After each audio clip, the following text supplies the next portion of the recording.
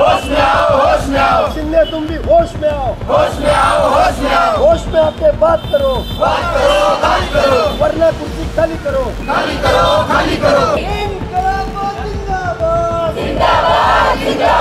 त्या विद्यार्थ्यांनाच तिथं परवानगी नाही, मग या संस्था तुम्ही बांधल्या कशासाठी?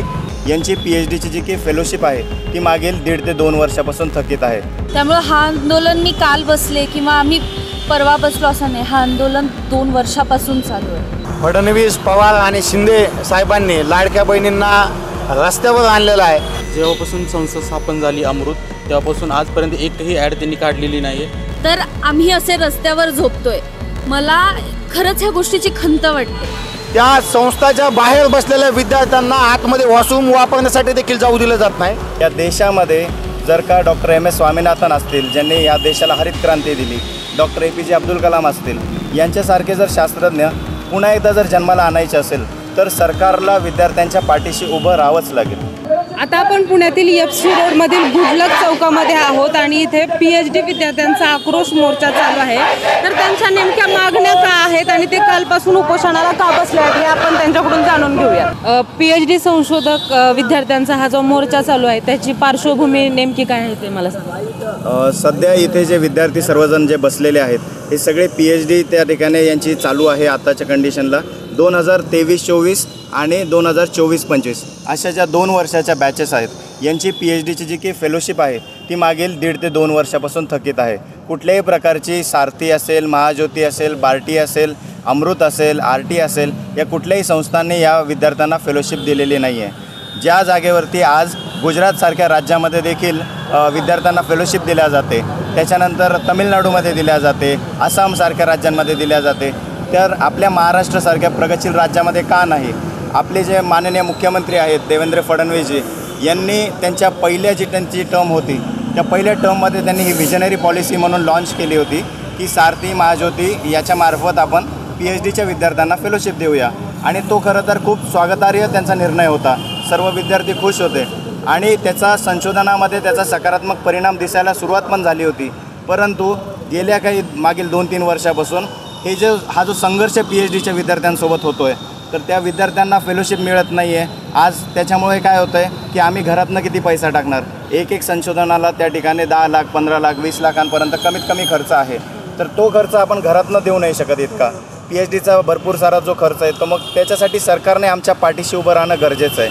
या देशामध्ये जर का डॉक्टर M.S. स्वामीनाथन असतील, ज्यांनी या देशाला हरित क्रांती दिली, डॉक्टर APJ अब्दुल कलाम असतील, यांच्यासारखे जर शास्त्रज्ञ पुन्हा एकदा जर जन्माला आणायचे असेल तर सरकारला विद्यार्थ्यांच्या पाठीशी उभं राहावंच लागेल.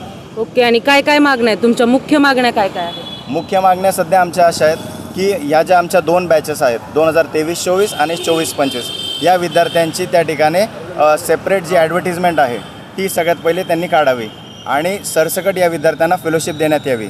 आता सरसकट या शब्दाचा बऱ्याचदा त्यांनी चुकीचा अर्थ काढला जातो. सरसकट म्हणजे काय? ऑलरेडी हे विद्यार्थी जे आहेत हे टॉपर्स आहेत. मी माझ्या आपल्या राज्यातनं माझ्या जी PhD एंट्रन्स एक्झाम आहे त्यात माझं 2nd रँक आहे. इथे पहिल्या रँकवाले पण आहेत, 2रा, 3रा, टॉप 10मध्ये रँकर्स आहेत ते सगळे बसलेले.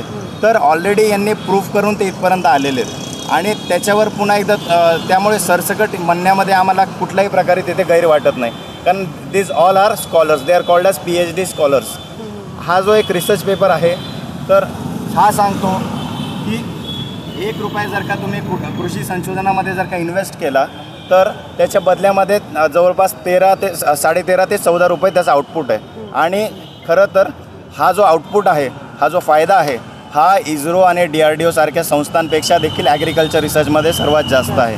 तर माझं त्या ठिकाणी माननीय मुख्यमंत्र्यांना एवढंच सांगणं आहे की शेतकऱ्यांच्या समस्या देखील भरपूर आहेत. आपल्याला हा रिपोर्ट सांगतो आहे की शेतीमध्ये तुम्ही इन्व्हेस्ट केलं संशोधनामध्ये तर आउटपुट भरपूर आहे. तर तुम्ही आमच्या पाठीशी उभे राहा, आम्ही तुम्हाला नक्कीच अभिमान वाटेल असं आमचं तुम्हाला कृषी संशोधन जे असेल ते करून दाखवू. कधीपासून बसलेला आहात तुम्ही आंदोलनासाठी? हा आंदोलन काय आजचा कालचा नाही आहे. हा आंदोलन जवळपास 2 वर्षाचं आहे.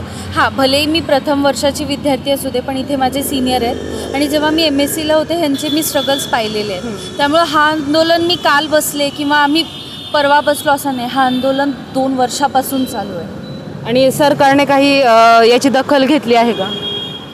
आम्हाला सध्या तर असं काही वाटत नाही आहे, कारण काल आम्ही मुली इथे 6 ते 7पर्यंत होतो, सगळ्या मुली होतो, मुलंही होती आणि सगळे आम्ही इथे झोपलो होतो. आम्हाला वाटत होतं की काहीतरी पॉझिटिव्ह सकाळीपर्यंत बातमी येईलच बाबा, पण आम्हाला असं काही दिसून नाही आलं.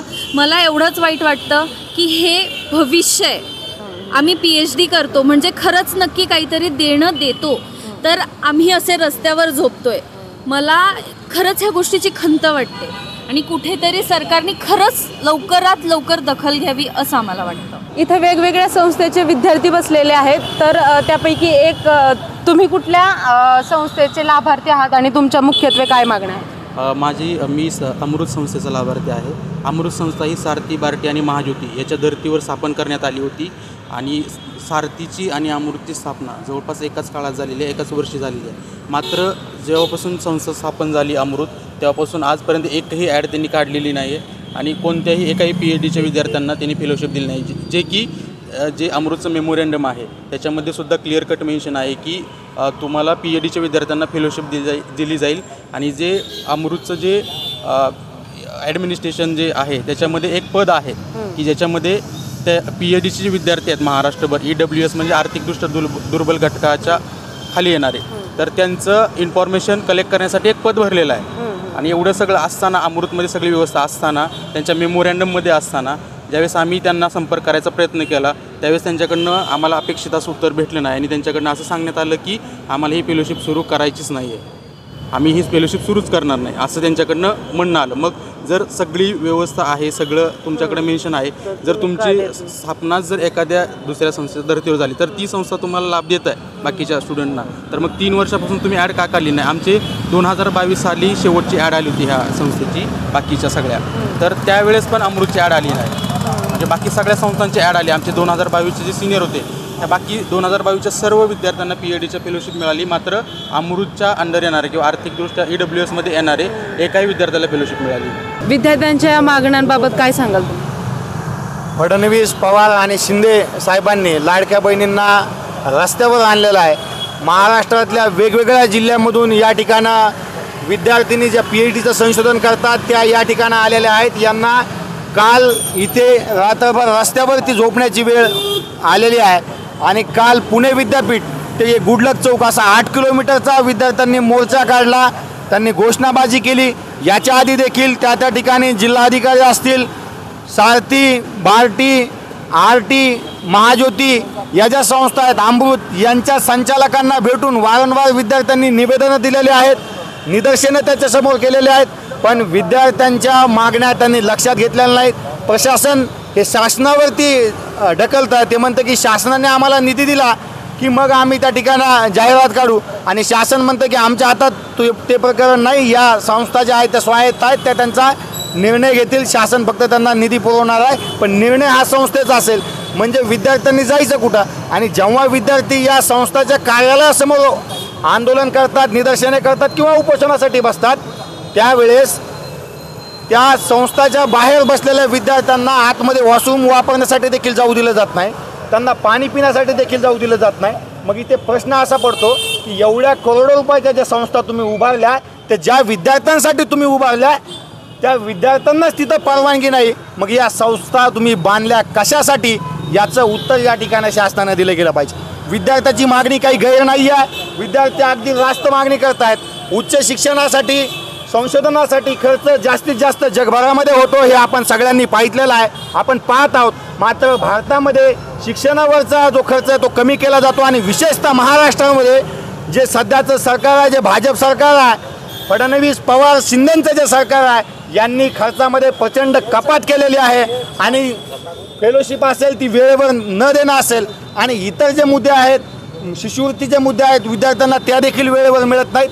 पहिलं म्हणजे फेलोशिप ज्यांना मिळालेली आहे त्याच विद्यार्थ्यांना 1-1, 2-2 वर्ष फेलोशिप त्यांच्या खात्यावर जमा होण्यासाठी वाट बघावी लागते.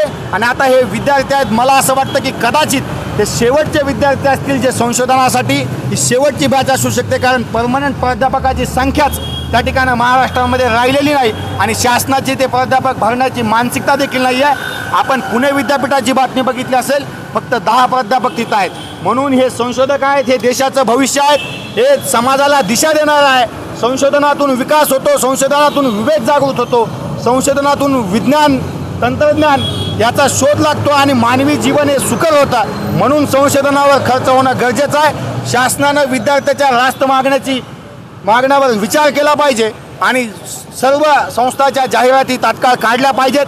त्याची जी प्रक्रिया आहे जाहिरातीनंतरची जी प्रक्रिया आहे ती फार काही 6 महिने न लांबवता 1च महिन्यामध्ये ती सगळी प्रक्रिया पूर्ण केली पाहिजे आणि विद्यार्थ्यांना वेळेला पैसे दिले गेले पाहिजेत. सगळ्यांना नोंदणी दिनांकापासून फेलोशिप दिली गेली पाहिजे. अशा या सगळ्या मागण्या आहेत आणि या मागण्यासाठी विद्यार्थी ठाम आहेत आणि विद्यार्थी जोपर्यंत ॲड निघत नाही तोपर्यंत आंदोलन सुरू ठेवण्याचा निर्धार विद्यार्थ्यांनी केलेला आहे.